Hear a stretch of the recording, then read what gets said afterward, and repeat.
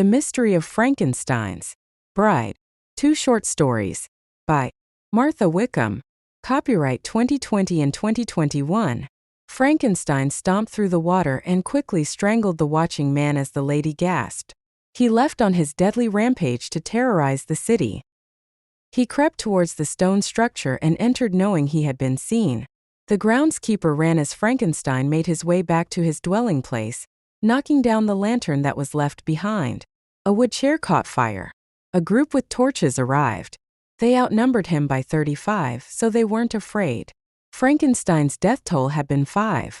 The 6-foot-tall monster headed toward the back as the fire burned everything it could. It engulfed the front door. Now no one could get in. Dr. Frankenstein appeared. "Why have you done this?" shouted a man. "It was an experiment," he replied nervously. "Just tell us what to do," came from the crowd. "Find him and lock him away," suggested someone. "That's all we can do," a man said. "Is there another way in?" "Through the back," the mad scientist replied. They all ran that way, but the smoke and fire warned them not to enter, even if it looked okay. They could see Frankenstein in a window 3 stories up. "Fire bad," they could hear the deep voice say. And he was gone. A moment later he broke through a downstairs window and headed into the deep woods.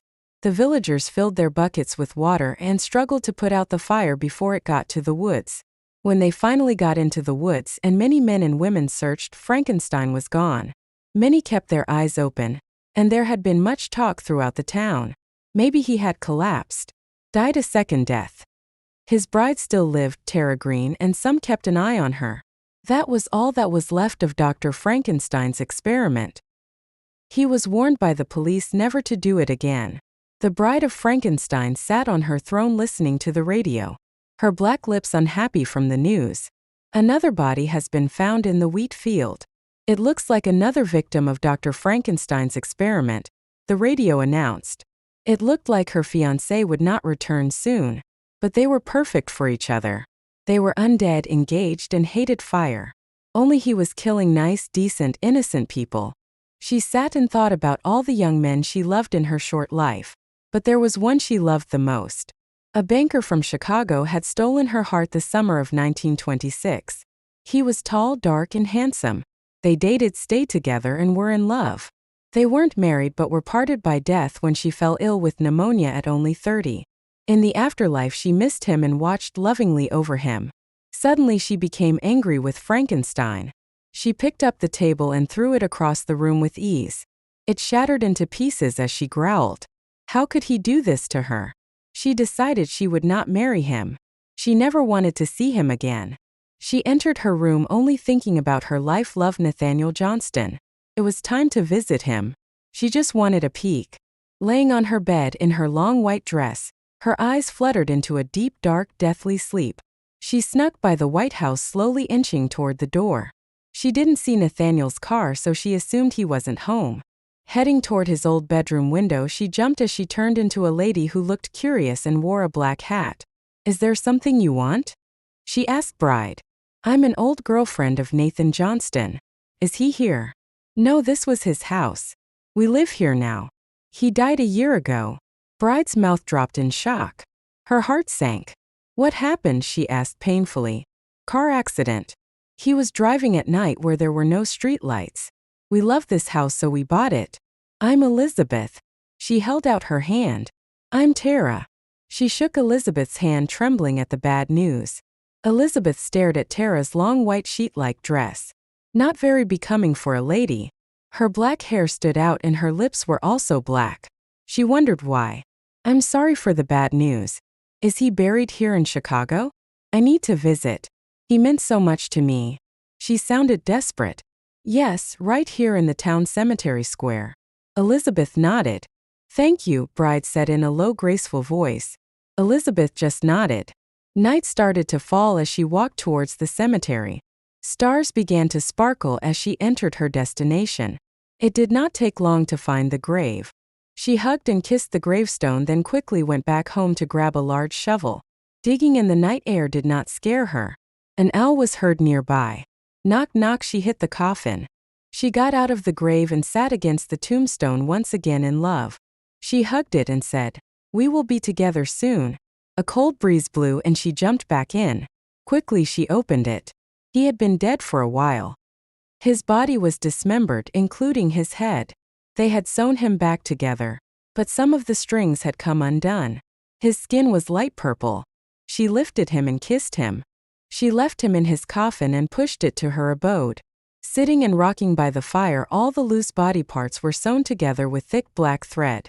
Swiftly the body was carried down to what used to be Dr. Frankenstein's laboratory before he was killed by his monster. It was dark and dusty. She pulled a large light switch. The galvanism light broke and glass hit the floor. Nathaniel was laid on the table that woke Frankenstein. The wires were connected to Nathan as they were once to Bride. She paused and watched her future husband. She wanted to be with him. The place moaned. It was old. Bright full moon light shone through the small window. She pulled the switch and so much electricity ran through him that he jerked. No life. She turned it off, then on again. Blue sparks flew and his leg moved. She turned it off and then back on. With a big shock his green eyes opened. He sat up. Terra, he said, then groaned. She embraced him. Yes, Nathan. I needed to see you. I still love you. I just found out you were dead. Now we will be together forever. His eyes lit up. I would really like that. More than that cold solitary grave. You and I will be together here. He cleared his dead throat. Let's do it. Don't you think we should be married? Bride said, sounding like it wasn't as important as it was when she was alive. It was important. Of course, he answered. The next few weeks went by slowly as she planned her quick little wedding. The ceremony would be small and simple, but her white dress was stunning. Her doom-groom would see how beautiful she really was. The bride stood in front of the mirror ready to get married. Her black hair was combed and curled. Her white silk and chiffon dress with flowers all the way down, it looked beautiful. She added some light makeup and changed her lips from black to pink to look presentable. Nathan Johnston entered. He was still a pale purple. You really ought to put makeup on that complexion. She pulled up his collar to cover the stitches all the way around his neck. I'm finally getting married, she said. Are you ready for our honeymoon at that castle in Germany? I am, he answered truthfully. Excited, she kissed him on the nose. Let's go, she said. The ceremony was short and sweet, just like they wanted. They took a peaceful boat to their honeymoon destination. They walked up the hill, near the cliffs, past the graveyard to the dark castle. They carried their luggage up to the 3rd floor. It was not too much and yet it was cozy. There was one window, a large white bed, and an unlit white candle beside it. The bride dropped her suitcase and fell on the bed. A wolf howled. I love it here. I love you. She jumped up and hugged her new Frankenstein. They could hear music that seemed to be coming from the graveyard and began to dance together. They were not alone in that castle. There were other people staying there, mice and ghosts, definitely ghosts. There was also a caretaker to take care of the castle. The crickets made Bride feel at home. After a warm dinner, they decided to go for a walk on the grounds. The fall air began to blow wildly. A cold chill sent shivers down her body. It made her want to go back. They talked about their future, how she wanted to live in her house. It would be simple. They headed back to their room. They enjoyed the day, relaxing in their new marriage. As she laid on a couch in a darker part of the castle, a group of people walked by. The soft velvety feel of the couch made her fall asleep. She started to dream about the night stars. Nathan headed down to the dark dank cellar to grab some wine to have with cheese. As he looked through the old bottles, a man came down the steps. He had light brown hair and was a little overweight. Johnston walked to the top of the steps and stood to the right of the door unseen. The castle visitor grabbed 2 bottles, then walked to the top of the stairs. As he looked the other way, a hand pushed him. He grabbed the black string hanging from Johnston's neck, but the old string broke and he fell down the stairs. He laid at the bottom around broken bottles. Johnston grabbed a broken bottle and finished off his victim with 5 stabs. He ran up the stairs and out the first door he saw. Evening was once again falling on Bride's honeymoon. She had been asleep for hours. When she woke, it was dark. All the visitors were talking in the dining room. She walked there to see them. Everyone was there but her husband. She ran up to their room to fetch him. He wasn't there. She went all the way around the castle and I still haven't seen him anywhere. Not knowing where he was, she went to put on her good black dress and then to dinner. Through the night and morning, she waited for Johnston, but he did not return. She threw a pillow. Where was he? She wondered. She just decided to wait. Maybe he was out exploring. The day went on quietly. Bride did her usual things. Nap, read, enjoy the castle rooms, and go for walks around the area. It was another cold day, so she wore her fur coat. No sense in sitting around worrying about him more. When evening came again, she sat by the living room fire. The flames looked like demons dancing all around. She liked being alone for now but wanted to know where he was. While lying on the couch, she dozed off again. In the distance there was a pack of wolves howling. Knock, knock, knock. A few moments later a knocking sound started. Bang! It was so loud Bride woke up. She sat up and shouted, "Johnston!" She got up and searched the area. Nothing, it was completely dark and a small rapping started. It sounded like it was coming from beneath the castle, and so it went on for a while, knock, bang, tap. The annoying sounds were suddenly followed by a moan. It was a castle ghost. It was followed by another long moan, then the noises started again. She ran up the stairs into her room and locked the door. But the noises just started again. Fed up with the noise, she grabbed her candle, lit it, then left the room down the hallway to follow the sound. She went down the stairs and toward the wine cellar. As she stepped down the cellar steps, the light lit up the gruesome sight. Johnston's victim lay there in a pool of blood. Her mouth fell open, her eyes wide, and there in his fingertips lay Johnston's black thread. It all made sense now. His disappearance. She ran up the stairs and screamed. The caretaker started and she told him, "There's a murdered body in the cellar. Call the police." He ran downstairs with a group of people to see it. She headed that way. They all gasped. "It was my husband. Look at the black thread." "We'll call the police," the caretaker said. She ran back up to her room and began packing. When she came down the stairs, police were already there. She approached one officer. "I didn't see anything. It was my husband. He's been missing since last night. The guy is holding his thread. We'll take it for evidence.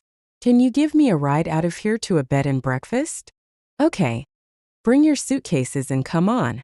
She followed him to the car and they got in. "Somewhere quiet," she requested. He nodded and they were off. As they approached a cozy countryside bed and breakfast, the radio called him. 3 more bodies have been found in Darmstadt. They were all found with a black thread. The car stopped. "That's him," she said. She grabbed her suitcases. "Go check in, and I will be back to check on you soon." Terra got a room and decided she liked it. It was late, so she went to bed. Her dreams were filled with good things. Beautiful German grottos and the hope of finding a new man someday. Maybe she would be alive again someday. At 9 a.m. she woke to a knock on the door.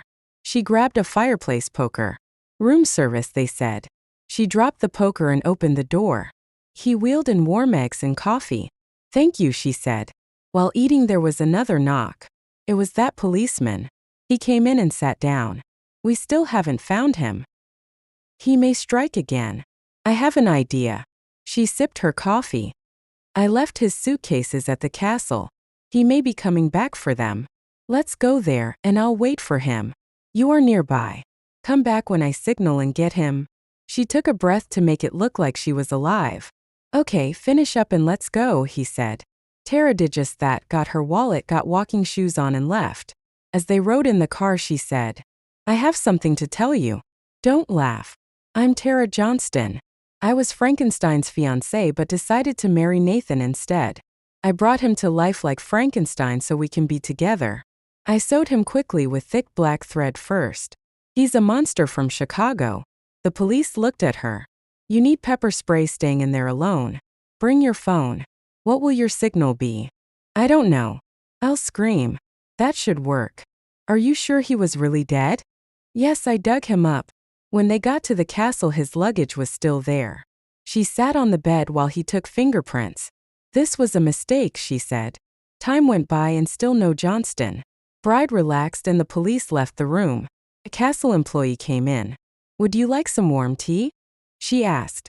She was wearing a blue-maid uniform and white apron. "Yes, that would be good."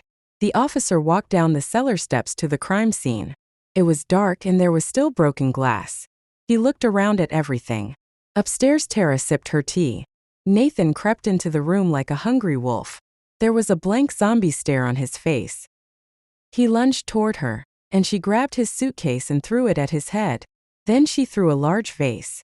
It shattered and he hit the floor. She pulled mace out of her pocket and sprayed his eyes. And she angrily slapped his face. This was not her old boyfriend. How do you stand the sight of yourself? She squinted with pity. He saw none of it. He sat up and a long tattered black string hung down from his neck. She grabbed it and pulled it all the way out. His head rolled on the floor and landed at his feet. Help! She screamed. The officer came in. She stood there holding the black thread victims would break during every murder. Her can of mace lay on the floor. She yanked off his arms and legs also. He went to his car, grabbed a body bag and threw him in. As he drove her back to the bed and breakfast, the body parts rolled in the trunk. You are going to burn him, aren't you? She asked. Of course, he answered. After getting back, she landed in a chair. Sweet room, it was like a second home. She wanted to stay there a while. The fire crackled as she ate her hot stew. She liked this normal life. Just then the phone rang. It was the officer. Just so you know, he was incinerated in the crematory. He won't be back. So you do believe me? Of course, he responded. Her honeymoon turned into a German vacation. She would be sure to see the caves and flowers scattered through the land. There was such peace of mind and safety, even in darkness. She wasn't afraid of much anymore. But seeing Nathan creep into her room was terrifying. It was the best vacation ever. And getting home was a new start for her life after death. Love on All Hallows Eve. By Martha Wickham. The cold fall air blew over Terra's face and through her long curly black hair. It was the night before Halloween and Terra's mind drifted away. She was on one of her late-night strolls through the local graveyard. Sitting on a grassy mound, she watched the blood moon turn slightly red. This part of Chicago was peaceful and restful. No city noise to disturb anyone. Fall leaves blew and circled her a few times, then left. Her black lips glistened as she smiled in the night. The reddish moon interested her, and she wanted to know more. Why was Samhain so interesting? She didn't know anything about it but wanted to. She would start by studying the moon. The night was spent reading a book about it and the fall solstice. It was 1979, and little did she know Halloween was approaching at midnight. Heading back home, she began to feel alone. Going out at night made her feel lonely. She did not know anyone. Her new name was Johnston, but she was not married to that new monster husband she made long before he was destroyed for being evil. She reflected on her living time with him sometimes. She wanted to meet people. As the sun gave a hint of sunlight, it was time to sleep at home. She wondered if Frankenstein would ever come back to claim her. Probably not. On Halloween night, Terra sat quietly in her room. Creepy cackling and bubbling could be heard. Then footsteps. She went outside and saw nothing. The full moon lit the area well. Curiously, she headed to the graveyard and sat on a large tombstone. Crickets chirped and fireflies flew, but that was all. It was time to go past the graveyard. Walking near a road, she heard voices. Two young men were chatting and a little drunk because they were coming from a Halloween costume party. One was dressed as a vampire with teeth, dark slick hair, pale skin and a dark cape. The other, his close friend, was Frankenstein. They looked very good, tall and dark. Terra approached them. It's back that way, Frankenstein said, pointing in the direction of the party. I don't need that info from you anymore, Terra said to what she thought was her ex but was wrong. The green makeup concealed his true identity. She walked over to the vampire and put her arm through his. What part of this country are you from? South of Chicago, the vampire replied. I'm Terra. I'm the bride of Frankenstein, or was. Care to get a drink? She asked the vampire, only speaking to him and refusing to acknowledge the guy dressed as Frankenstein. She wanted to make him jealous, but it was unlikely because he didn't know her and wasn't really Frankenstein. He didn't seem to care and gave Terra Belinda a mad look. Why not? The phony vampire's teeth sparkled. He smirked at Frankenstein. I'm Dracula, he said to her with a Transylvanian accent. He looked so handsome in the dark. Terra didn't look so bad herself. I'll see you later, Dracula said to Frankenstein. They were off to have a romantic drink. Terra and Dracula had their drink quickly. They only had one shot. Can we do it again sometime? She asked. Yes, the vampire said. I'll come by and get you this Friday evening. We'll have a candlelit dinner at my house. Let's go to that party I mentioned. Frankenstein, my friend, is a deadbeat. He wouldn't go. That sounds lovely. All right. He began walking her there. Don't hate my friend Frankenstein. He can be nice. I know. I was engaged to him once. Didn't know him well. I'd like to get to know. She said, confused, and started to realize her fiancé Frankenstein wasn't the same as Bobby's friend. I will see you then. He kissed her on the cheek and stepped back as she entered the party. It was thrown by one of Bobby's parents' friends from high school, and everyone was invited. There were cupcakes and plenty of music for them to dance to. On the left in a dark corner was a haunted house they could walk through. It was awesome. They danced together around orange twinkle lights. Bobby's friend Frankenstein entered the room. He had followed them. He raised his arms at Bobby, so he explained himself. I'm going to go out with this girl again. I like her, Dracula said to Frankenstein. I have a stomachache. He was dancing and twisting, so he stopped and went to sit down. There's a haunted house. He pointed. Let's go in. I didn't know the party would be this cool. Just don't let her find out you're not a vampire. Why? Does she believe we are monsters? His friend Tim shrugged his shoulders, not getting it. I don't know. Good costumes, he said, shrugging in response. Watch her. Think she's weird. Pretty but weird. She won't find out. I'll only come out at night, the vampire swore. How is it you're not sick too? I hold my liquor, the green one answered, and they both laughed. I need to prepare for our Friday dinner. Do you know where I can get a hearse and a coffin? And I want to shop at one of those Halloween stores. They are probably having clearance sales. Bobby said as they entered the haunted house. It was pitch dark except for the doorway. I know a company. I'll ask if we can borrow or rent, Frankenstein said hatefully. How long can this go on for? I don't know. I'll wait until she loves me and cares for me too much to get mad. Then I'll tell her. I'm not a vampire. I mean this tunnel. Okay, I'll get started on that hearse. It ought to be fun driving it. Yeah, we'll take it first and cruise in it. He laughed to himself. What will people think? Bobby chuckled to himself.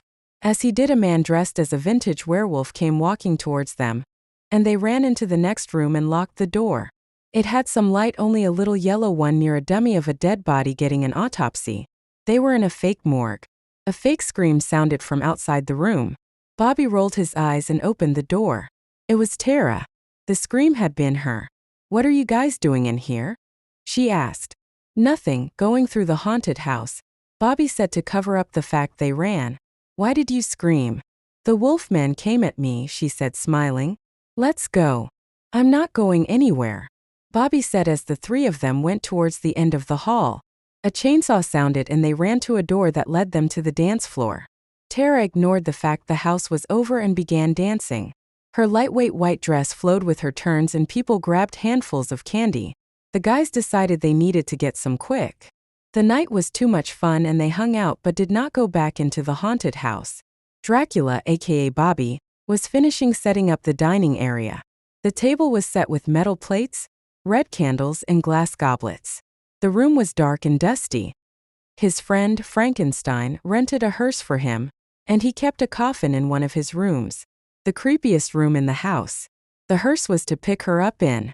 There were small white candles in the bathroom. They were all around the house. He had prepared a couple days ahead of time and still needed to figure out what to have for dinner. There would be red wine. He would be in costume, of course, to fool her. He wanted her to think he was a real vampire. Don't call me on this date night, he told Frankenstein. Let's cruise in that hearse, Frankenstein suggested. Won't people stare? Dracula asked. Drac will stay away from town. You know what would be cool? To park it by the graveyard. Tim looked excited about the idea. Are you sure there's no body in it anymore? Drac looked afraid. Yeah. Besides, you need to practice driving it. Frankenstein was the one who rented and drove it there. He handed Drac the keys. We'll take the back roads to the lake. You walk to the store and buy dinner. Come evening, we'll drive it to the graveyard. Drac nodded without a choice. He tried to stay away from cars. although the back window curtains covered too much. They found a small grocery store near the lake, and Drac shopped for his dark date night. Night came closing in and they headed back to the Chicago graveyard. Looks like you're getting the hang of this car. Tim watched him drive it well. Drac nodded. Is there anything I missed for our dinner? Let's go cruise to the Halloween shop to see if they have anything good left. Something to add to your vampire look. Like fake blood. Then we'll drive through the graveyard. As they drove that way, the full moon still hung overhead but not very bright. The first evening stars were starting to show. After purchasing a few items, they parked in the graveyard. Only one other car drove by. An owl hooted from a tree. Drac turned on the headlights, and they got out to walk around. Dark clouds covered the moon and suddenly Drac fell into a shallow, empty grave. He stood up and glanced at the scrape on his arm. Immediately, his eyes went to the round gravestone. It read Terra Belinda Green, beloved daughter June 11, 1898 to September 2, 1928. They knew who it was. Drac took a quick deep breath, and Frankenstein pulled him out of the ditch. They ran to the car and took off fast. When they got home, they locked the door and turned on the lights. Very upset, he knocked over his vampire decorations. I didn't know she was dead. What should I do? I'm not sure. His friend looked puzzled. Should I go on the date? If I cancel, she'll get mad and attack. This is ridiculous, Tim said. And you know what? I don't like that hearse. But she's got long black nails and she's so beautiful. Beauty never dies. I have a plan, Tim, that was Frankenstein said. Cook her dinner tomorrow. You go get her, and I'll hide in the basement with the door locked. I'll have a rope and weapons to keep us safe. After you eat, keep the house dark and take her to the living room. I'll sneak out, whack her with a bat and tie her up. She'll realize we're fake monsters then, so we'll take her to the forest and leave her there. Maybe the real Frankenstein will come get her. To kill her? Drac asked. You can't kill something that's dead. I hate to say this, but we'll see what happens. We won't drop her off nearby, okay? And we do need to kill her. Let's get ready for her. To cook her as the dinner. All right, Tim. The plan was set. Tim spent the night and he was ready. They hung out in the basement with the weapons. He was there for his friend Bobby. If he stood her up, they didn't know what she would do. She lived close in a creepy, gray, gloomy house. When the next evening came, Bobby got into his vampire costume. His meat was crackling in the oven and his potatoes were baking. While I'm out picking her up, light the candles on the dining room table, bathroom, and coffin room. Tim did not argue. He was there to help. I'll leave the dinner in the oven to keep it warm. Are you ready to drive the hearse? No, Bobby answered nervously. Then he chuckled.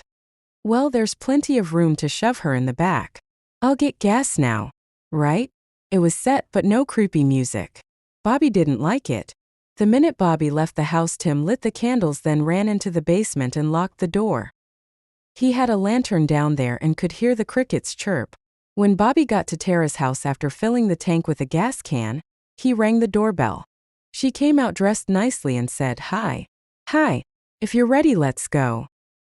He walked to the hearse and opened the door for her. She stared at it, then got in. How far do you live? She asked. Just 10 minutes away, he answered. This is nice. She looked around comfortably. I don't usually drive. I'm not out during the day. He started to drive, trying to sound like he was really a vampire. I am not either. She didn't go out during the day usually so that no one would figure out she was undead. That was Dr. Frankenstein's fault. I hope you like rare meat and wine. I do, she said, pleased. With a lot of blood. Me too. He lied. Hopefully we'll do this often. Do you want to go for a walk after dinner? He couldn't keep his eyes on the road. She nicely accepted. When they got to the house, it was dark. We're finally here. He owned a white 2-story house, with only grass and a dead tree in the yard. They headed for the door. When they entered, it was dark with candles lit. What time is dinner? She asked. I'm keeping it warm in the oven. We can eat now.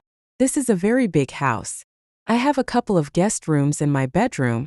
She walked around looking in the rooms. Then last she entered his bedroom. There was a large dark wood coffin that was open. It had red velvet inside.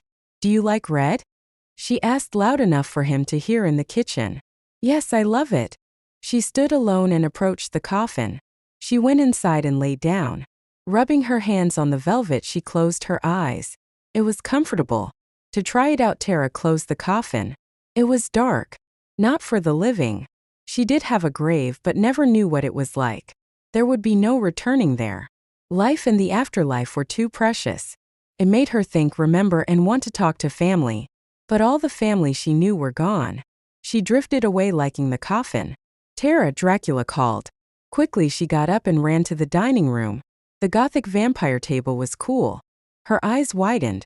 Dinner looked great. He poured red wine into her goblet, then kissed her. "You look dazzling," he said. "Thank you." Her purple dress with black heels was perfect for the night. There was little conversation. They mostly ate as they were so hungry. Her eyes sparkled brownish black in the candlelight. It was magical. "Would you like to go for a walk after dinner soon?" "Sure." Terra really liked the idea. "How about through the forest?" "Okay, how did you know Frankenstein?" "I'm the bride of Frankenstein, though we never married. We were engaged, and he went on a killing rampage and then ran into the forest. I was married once. He was also a zombie brought to life by galvanism. We weren't together for even a week during the honeymoon. My last name became Johnston. This is good. I don't get too many good meals," she added.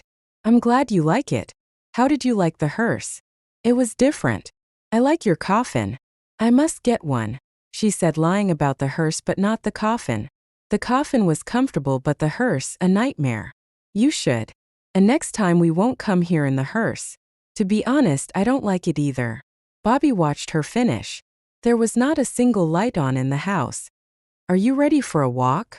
"Yeah, sure." He kicked himself. "What?" She looked at him funny.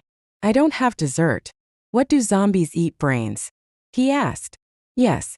We can go get it." "Not brains. I'm not that kind of zombie." Bobby stood to go on the walk. "Don't you want to blow out the candles first? I noticed you left them lit when you came to get me. You could burn down your house." "Yes, of course." He blew all of them out. There were so many, she helped him. They went outside for a night walk. It seemed romantic, especially when there were no words. Wind blew through the bare trees. He gave her his jacket to wear. Clop clop. There was the sound of loud footsteps in the forest. Terra jumped. "He comes." "Who comes?" "Frankenstein. I thought he was gone." He turned and saw a partially broken branch blowing and hitting itself. That was the real cause of the noise. "One day he will come for me." "But you wouldn't marry him?" Bobby asked. "That was a nice walk. Let's watch a romance movie. Do you have a name besides Dracula?" Surprised, she was intelligent. "I do go by Dracula, but my real name's Bobby. I'm not the real Vladimir Dracula." He took a deep breath. "I'm glad we met. We will do this again soon. I hope." He really liked her and did not want her to go. He did not know how to deal with the fact she was dead. "I have to tell you something." He wanted to save her. He liked her, so he had a change of heart. Suddenly she was whacked in the head and fell to the floor. Her head was sore and weak, so she closed her eyes. Tim began to tie her up. He had a knife in his belt. It was too late to save her, and he went along with the plan. "I told her my name was Bobby." He then told Terra, "This is your Frankenstein. He is not a monster like you." He really seemed to hate monsters. She recognized him. Terra jerked to hit him but couldn't with her hands behind her back. Tim slapped her a few times. "I want her now," Bobby yelled at him. He didn't want to hurt her. He wanted to be with her. "What do you mean? You guys planned this?" She whined. Bobby nodded. "Why did you think we were monsters?" "I didn't know at first." "It's my world," she shouted. He glared back at her. They grabbed her hands and feet. Bobby noticed she didn't breathe much. "Not in the hearse," he complained because he hated it. Tim laughed. "There's more room, it's harder to see in, and people won't ask questions." He put her in the hearses. They drove for almost 2 hours to the woods. Tim got out and tied her to a tree. "There you go, freak." He kicked dirt at her feet and she growled at him. "You think she can find her way back?" Bob asked. "It would take many hours," Tim said, aggravated. He grabbed his knife and slashed her chest. They left to sit and drink in the dark, cold stream there. Why don't dead people sleep? Tim yelled at her so she would hear. Maybe because they are tired of you. Terra looked up to dark gray clouds moving. The wind began blowing harder. Leaves passed them as it darkened, and clouds covered the moon. She twisted in her ropes. Thunder sounded close by, and a light fall rain began. Lightning struck the tree she was tied to. It fried the ropes, and she pulled them free as the broken tree fell. Approaching Tim, she wrapped her rope around his neck and choked him. You want to be real monsters? It was an unwanted invitation. With her free hand she hit Bobby, and he fell in the water. In an instant she had Tim's knife and killed them both. Rain fell harder and spread blood all over the stream. She took the car keys and opened the hearse. The men were dragged and put in the back. She covered them with a blanket so it would appear the bodies were being transported. She drove them to Frankenstein's lab soaking wet. It was still raining and almost midnight, so the back curtain was pulled down at the back of the hearse and she went inside. Maybe she didn't have to kill them, but she wasn't sure. Who knew what they would actually do? Being already dead, she feared a second death. In the morning, they both were wheeled into the galvanism room and were brought to life by large amounts of electricity traveling over their bodies. They twitched as blue light covered them. Their eyes opened. They looked dirty and undead. For a moment Terra worried they would get revenge, but she had just gotten hers. Tim stood up and walked away, now transformed into a Frankenstein. The other one followed, and she let them wander out the door. Terra quickly ran and locked it. The hunter Rusty Cortez held his shotgun as he watched the fish in the stream. He hadn't caught much, just a deer, and was thinking about fishing instead. There was a bait and tackle shop 15 minutes down the road. Then he heard it. What was it? Something strange dragging. He loaded it and pointed his gun at the noise. With blank stares, they came out of the woods walking straight towards him. He opened fire and they kept coming. It was Bobby and Tim. He reloaded, then hit Bobby between the eyes when he realized he was undead. He stared at the costume corpse. Tim bit his arm and locked his jaw there. The hunter shot him too and his arm stung greatly. He wanted to call for help but didn't know if they would believe him. He buried them feet away from the trees and streams so they wouldn't be found. He couldn't prove they were already dead when he shot them. He cleaned his arm in the stream and left for home. He looked back at the woods driving away as evening crept in. When he got home, he bandaged his arm and went straight to bed. His wife Rose was already asleep. She was a psychic and he hoped she wouldn't sense everything that happened. It was hard being married to a psychic. She always wanted to read and know his actions away from her. As she slept soundly and turned over, her rose gold hair fell around her shoulders. She was different, a special person. That's why he married her. They were married 5 years and lived in a cozy 2-story home built in 1942, but still had no children. He felt sick to his stomach and was wondering how he would explain it in the morning. Rusty, his wife, called him. She had made eggs Benedict with avocado toast. His favorite. When she went up to fetch him, he was lying pale and sweaty. He was sick. "What did you do out there?" she asked in a suspicious voice. "I was bit by something. Maybe bacteria got in and now I'm sick." She saw the big bloody bandage. "Go properly wash it and I'll make you soup." He nodded and closed his eyes. Her light blue eyes were trusted by people. She left him to sleep. By the time he woke she had chicken soup made, aspirin, and was wiping his forehead. "I need to go to work." She worked in a local psychic reading shop. "I'll call the doctor when I get home." She kissed his forehead. It was hot. The zombie bite gave him an infection. As she walked away, he grabbed the aspirin and took it.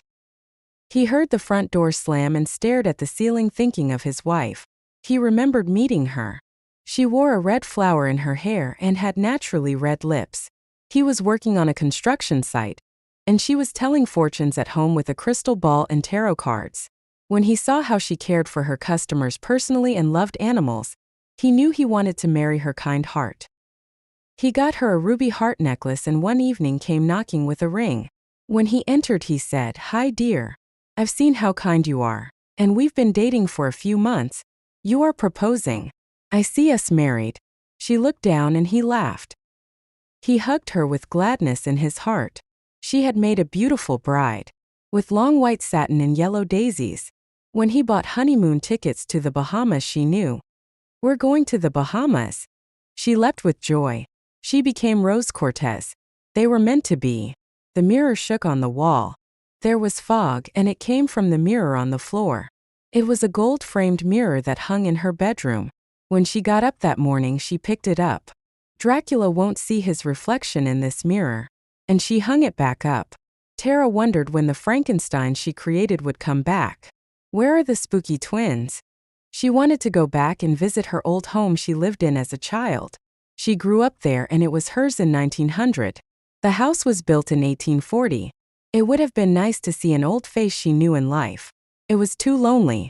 It would be good to see the old part of town she lived in and maybe a museum. After putting something warm on, she went to grab her jacket and found her mirror on the floor again. Was something amiss? Was it really there again? She picked it up feeling like she had done something to deserve it. Terra believed in evil but didn't know anything about it. There was the knowledge she killed her boyfriend and his friend, but it was in self-defense. She saw the nail on the wall where the mirror hung, and it was fine. After hanging it up again, she went on with her day. When she approached her old mansion in the hearse, she tried to remember her life there, but it was interrupted by the for rent sign in the yard. Terra took down the number. It was the place she got sick and died. It was the place where she had her baby Terra, and it was taken from her because she was accused of neglect. It looked very old and dusty. Over 100 years. It was her home and she loved it. No doubt it needed work. Unable to get in, she looked through each window. It looked almost the same. Were her belongings still in there? She saw candle holders and the old fireplace. It looked Victorian and was so full of memories. Mostly because of growing up there and her parents. Staring at the dust through the window, she called the realtor and told them she wanted to rent it. It was at a good price because it needed work. I used to She stopped herself from saying she lived there. I'm coming right now to get the keys. She planned to sell the hearse. She would sell the place she lived in and considered going into Bobby's house and selling his stuff. Those jerks, she said to herself excitedly, speeding to the realtor's. Driving by, she noticed Rose's psychic shop. Interested, she made a mental note of it.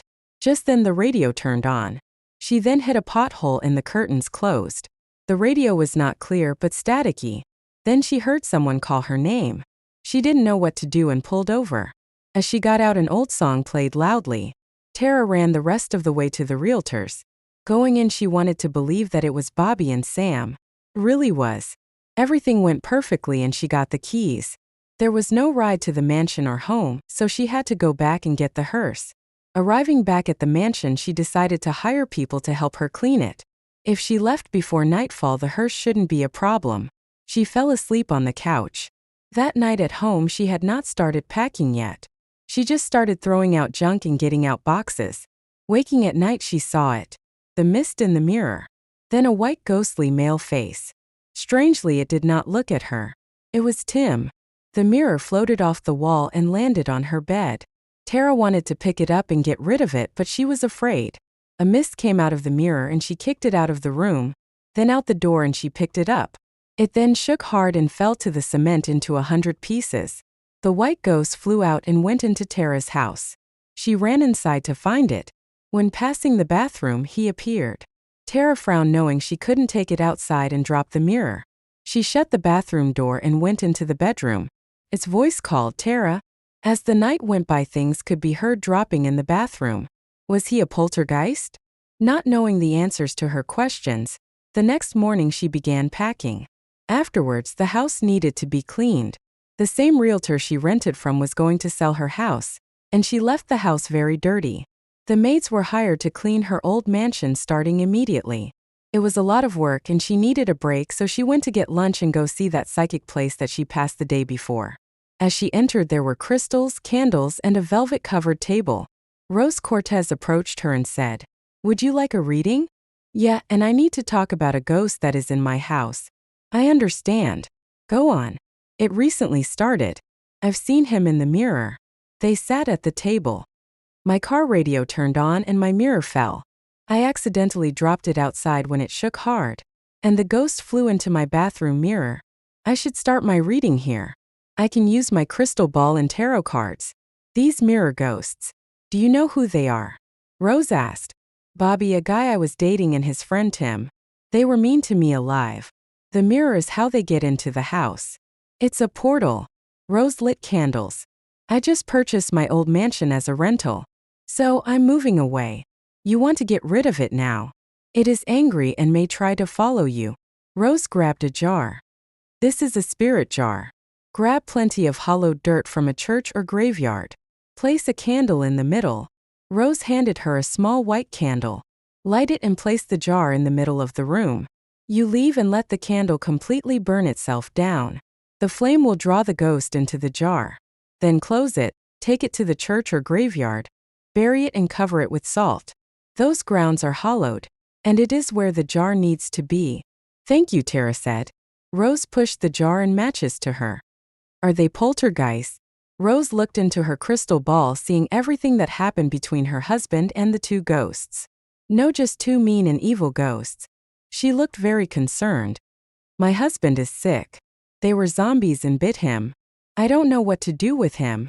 She handed Terra her business card. Call me if it gets out of hand. That must mean my husband killed them and buried them somewhere. It would be hard to find the spot out in the woods. Looks like we both have a dilemma. Thanks so much for your help. I'm going to buy a cross to hang in my bedroom. I'll call you, Terra said, and she took her spirit jar. I hope to hear from you. Terra left, not wanting her to read anymore. It was her that killed and brought back the Frankensteins. She was the reason Rose's husband was sick. Also, Terra was dead. How would she ever come back to life? After getting home, the cross was hung, but she did not feel like cleaning. Instead, every mirror in the house was thrown out, except the bathroom. I know what bit you, Rose said to Rusty. His eyes got big. They attacked me. Now I have to find the bodies. Rose was serious. I'll tell you where they are. Can we burn them? There's a crime that hasn't been reported. A woman named Terra came in today. Reading her, I saw that she killed them after they tied her up. I didn't say anything. They are haunting her. Will I live? He wasn't sure she knew the answer. She wasn't a doctor, but a zombie bite meant something bad. No, and you will be like them except without electricity to bring you to life. I buried them because I couldn't explain it. I don't think I will become a zombie. You have a psychic's word to back you up. We will dig them up and leave them to be found.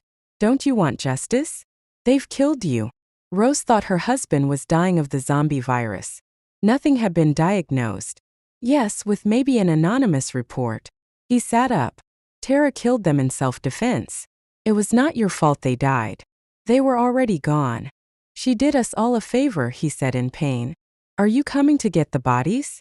She asked. I'll take you there. He got up a little weak. It took the day to take care of the bodies. When they got home, they passed out. Rose did not sleep by Rusty that night, but behind a locked door. Terra dreaded nightfall now. It wasn't the only bathroom, so she spent her time packing it up and putting the boxes in her other bathroom. When she went to shut the door, she saw Sam's face in the mirror. Immediately, Terra went to the church and scooped 1.5 inches of dirt into the spirit jar. No one saw her. After going to the haunted bathroom, she put the candle inside and lit it. Terra placed it in the middle of the floor. She then tried to go on with her day packing. They had just started cleaning the mansion when Terra dropped off boxes. In that bathroom, she stared at her reflection. No ghosts there. 2 people worked to clean, and she went to her old bedroom. It needed a bed. Lying awake that night, the Cortezes woke up. There is one way to survive that bite I didn't want to mention: amputation. I think it's too late. Maybe there's no virus but an infection. I can tell because you have not turned into a zombie. They came back by lightning striking, she said. I haven't gotten better. In the morning when Rose woke up, she called Rusty's name and shook him to wake him, but he did not respond. An ambulance was called, and he was taken to the hospital. She was told it was sepsis from the infection. He was not coming home soon. Terra covered the jar with the lid. Heading to the church with salt, she arrived and began to dig behind it with a little shovel. What are you doing? A man in a suit asked. Burying this jar. I don't want that mumbo-jumbo near our church. People should come here not worried about disturbance. There won't be a disturbance. It's hallowed ground, she insisted. Yes, but I don't want that in our yard. There are children here. She picked it up and took a breath. I can take it to the graveyard instead. I hope that isn't witchcraft, he said about the salt. He was one of the church pastors and he wasn't happy with her. She shook her head no and walked away. When getting to the graveyard, she placed the jar in the hole, sprinkled salt, buried it, and then sprinkled more. She placed a large flat rock on top to keep it down. Terra continued to move without any paranormal disturbance. She was a monster but trusted God. Maybe heaven was where she should have been all along. The thought had occurred to her to pray to God to ask him to take her or be allowed some more time on earth. Not being religious during life, she thought about God more after death. Terra did decide to call Rose and let her know it worked. My husband is in the hospital from an undead bite. Turns out corpses have dirty teeth. We didn't know how to clean it properly. He has sepsis, Rose said on the phone to Terra. Is he going to be okay? We don't know. He is on antibiotics. I've seen him almost every day. I would like you to stop by my mansion. I want to make sure where I'm moving is free of ghosts. Okay. Would it be fine if I stay the night to be sure? We can do a seance. Just kidding, she laughed. All right. Tomorrow, okay. That's fine. Terra gave her the address and time.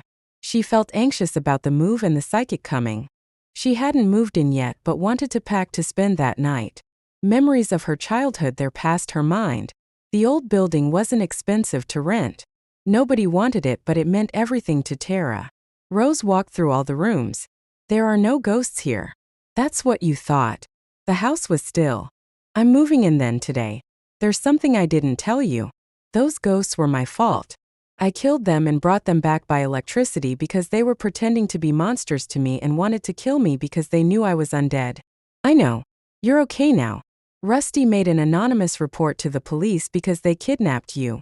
It's their spirits I'm worried about. What if they were dug up? I buried them in the graveyard by the church. Would you like another reading? Rose offered to reassure her. No. I'll be fine. There won't be any mirrors in this house. How did you know what happened? Terra shook from the thought. I saw it in the crystal ball. We have to wait until tonight so I can see if any ghosts show themselves. Terra nodded. When Rose laid down her sleeping bag in the living room, Rose said, I have another bed in the first bedroom in the hall. Oh great. Rose immediately headed there. She picked up the phone and made some calls to her shop. Approaching, she told her, this house is beautiful. She liked the spacious mansion. Aren't you afraid the ghosts will come tonight? Terra asked. No, you said you got rid of the bad ones. If anything comes, we'll just do another spirit jar and get you something for protection like a witch ball. Are you into witchcraft? Terra sat curiously looking over Rose's black dress and half-moon ring. Her hair was long, and she wore only black eyeliner. Yes, I never wanted to be a witch, but I realized it will help my clients to cast good white spells. I got good at it and let myself become a witch for more power. I may not do it forever. She was worrying about what people thought of her. Never do a Ouija board here. It will invite spirits in. I'm not even sure we should do a seance. If you're dead, wouldn't that help you know or see ghosts? Rose leaned closer to see if Terra smelled of decomposition. She did not, and none was present. I have never seen a ghost while being this way. Come on. I'll make you lunch. They both got up and Rose asked, do you have to eat? No. I called my husband at the hospital and he says he's sicker. I may have to go see him later. That's okay, Terra answered. I'll let you know. Can do this. Rose began to make a sandwich she wanted. She ate it as she walked around the house, absorbing it more. What's that side door on the top floor? The attic. Scared me when I was a kid. We must go in there, Rose said wide-eyed. Upon opening the door, they saw old store junk and thick dust. Let's sweep the dust and maybe we could have the seance up here. I don't think so. Won't that cause more trouble? Terra asked. Come on. You're dead already and I'm a witch. I'll cast a circle of protection. There's nothing to be afraid of. We don't even know if anything will answer. We could call those two you killed to see if they broke free, or even Frankenstein if you want. He couldn't still be out there. Okay. They began cleaning up and even sprayed a little for spiders. The cover was lifted off the window and sunlight shone in. Terra went to her old toy box with her name spelled in big white letters. Her toys were still there but dirty. A breeze blew in and the door slammed shut. What if your husband dies? I am so sorry. I guess I never thought they would hurt anybody. I know. Whatever happens, it is not your fault. You did what you had to do. You seem alive and I'm sure feel it. You had to protect your life. Rusty should have gone to the doctor sooner. She was trying to forgive and she did, but somehow it was still hard to let go. And thoughts of revenge would pass her mind. She ignored them with no real intention of hurting anyone. For now they were friends and Rose wouldn't mind staying there. They finished dusting and moved to a small table with 2 chairs. When the attic had everything shoved to the side with the floor mostly open and a table just for the seance, they decided to have dinner. I thought you didn't eat, Rose said. I don't have to, but I have decided to. I can't taste much either. Terra made spaghetti because it was easy besides adding meatballs and mushrooms. When it was done cooking, she went up to get Rose. Rose had laid a black velvet cover on the table she had found and a big white candle. I don't know about this. It's okay. We'll leave the door open, but it has to be dark. It's evening, we'll eat then see if it's pitch black. When it is, we can come up here. If we find spirits, can we get rid of them? Terra asked. Yes, if we are successful. They can be stubborn. This is an old house. Anyone could be here. Terra ate dinner and relaxed. When night had fallen, Rose came to get her. Let's go. Up the stairs they went to the attic door. Rose lit the candle and shut the door a little. She joined Terra's hands. They felt ice cold. We wish to speak to the dead. Does anyone not living wish to reveal yourself? If you don't do it now, you cannot do it later in a malevolent way when unexpected. Terra watched Rose, feeling that she had forgotten Terra was dead. I am calling the spirits of the dead. Do you have a message, good or bad? When Rose said dead, Terra would look at her. She herself was dead and she smiled. Nothing responded. I guess there's no one here, Terra added, giving up. Ghosts or no ghosts, she lived in the house and wanted to live in it. There was a creak outside the door. Rose went to investigate it, but when she got to the room it came from, nothing was there. She returned. Are you trying to make contact? A child's rocking horse rocked twice in the corner. It used to belong to Terra's child. You have a spirit. Who could it be? Rose asked. I don't know.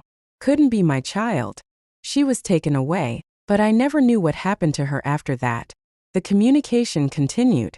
Are you Terra Green? Rose asked and the horse rocked in response. I tried to find my child but never did. If they never had taken her from me, this wouldn't have happened. I don't believe this. Are you my child? Do it again for yes, Terra asked. The rocking horse rocked. I need to find her death certificate. I need to know what happened and that she can rest in peace. How can we get her to behave? She probably just wanted me to know. Play her game. Build her a room up here. Maybe she needs your help, Rose responded. Now let's get out of here before something bad happens. Terra agreed and they rolled up the velvet covering after blowing out the candle. I'm going to the hospital tomorrow then. I'll see if I can find a record of death certificates and obituaries. There may be a mystery here, Terra said. Okay, I'll be here tonight, so if you ever need any help just ask me, Rose offered. Great, thanks. They both headed to their rooms for a while. During the night they heard 2 loud bangs coming from the attic. It was obviously the child ghost, and when walking by the attic they could hear the horse rocking, so Terra shut the door. Both friends locked their bedroom doors and went to sleep. Rose came to the living room ready to leave with her bag. All right, I've got to go visit my husband at the hospital. He's sicker. She felt angry that her husband was still sick and wanted to put an end to the galvanism machine Terra used but didn't know how. Asking her again may not do the trick. It was the thing that brought Terra to life. The morning sky darkened. It looked as if it would rain. A light November rain began to fall, and Rose walked quickly to the hospital. Rusty's eyes were shut. The heart monitor beeped. He was not responding to antibiotics. Sleep soundly, Rusty, she said into his ear. He opened his eyes for just a few seconds and his monitor flatlined and 5 medical people came rushing in. Moments later he was pronounced dead. Rose cried hysterically. She missed him immediately. Goodbye, was all that came from her lips, wondering why this happened and what she would do. An immediate depression fell upon her, and she sat next to his body for quite a while. That afternoon Rose knocked on Terra's door. The mansion looked wonderful. The outside had fresh white paint and the grass watered, and when she opened the door, the inside was cozy and spacious, not vintage at all. I need to know where the jar is buried. I don't want my husband in the same cemetery as a jar with the ghosts who killed him. In the one across from the local Baptist church. He died this morning. I'm sorry. Please come in. Terra shook her head. She had no idea the Frankensteins would attack Rusty, but it was foolish to bring them back after they attacked her. It was done to mock them the way they mocked her. They saw how it felt. They kidnapped her like a circus freak. She couldn't even feel their knife wound when they cut her. They might have forgotten she was already dead. Another reason to bring them back was to control them. They could have been her slaves, but that never happened. He didn't live long after he got sick. I miss him already. His funeral will be this weekend. I hope you feel happy again soon. Keep in touch. I will call you if I need you. Okay. The place looks good. Do you still have all the galvanism equipment? Rose could see the place was clean. I brought it. It's in the backyard shed. I know I should, but it's hard to give up, Terra said. My husband died because of it. Is it really that easy to bring someone back to life? If they've just died, it is. I'd better be going. I don't think you should bring people to life again. I know. Do you want to come over for lunch later? Terra asked. I don't think I'll be up to it. I have a funeral to plan for. Is there any way we can get rid of that machine? Yes, we need to, but I don't know how to disassemble it. It's too big to throw out. Terra lied. She knew she wanted it, and she also knew it was dangerous. Rose's eyes lit up. You can come to my husband's funeral. I'll be in contact. Quickly, Rose was gone. Terra had wanted to give up the galvanism machine before, but didn't think it could be done forever. She covered it with a blanket and forgot about it for a while in the shed. A hard rain began to fall on Terra. It was like punishment. The problem would rest in peace for now. Rose lit another candle on her husband's grave. 6 red roses were laid there. It had stopped snowing but was very cold that December. She spent every weekend for the following 4 months at his gravestone. She quit her psychic job and laid low for a while. When the flowers came up in March, she spent her time gardening for herself and other people. Every now and then she would tell her own future at home. She and Terra did not talk due to Rusty's death. Rose never forgot it and wondered what Terra was up to. The urge to spy on her was strong. That night she spent the night. It seemed Terra was dead and didn't want friends, although she was friendly. Terra seemed to be afraid, but there's no way she was afraid of the dead. She just didn't want to deal with them. That March, with candles lit, she read her crystal ball and saw what made Terra so different. She was dead and looked like a goddess. When Rose asked, "Will Terra die again?" It showed Terra in a gray dress, standing in her cemetery with electricity all around her. In front of her lay a single red rose. It turned green and blue lightning flashed in the back of her. She was not only undead, but very strong and one with nature. It was obvious she was dead because she was in a graveyard decomposing, but there she stood next to her freshly dug grave that Dr. Frankenstein dug. The gravestone only read Terra Belinda Green. Rose believed one day all the trouble she caused would come back to Terra again.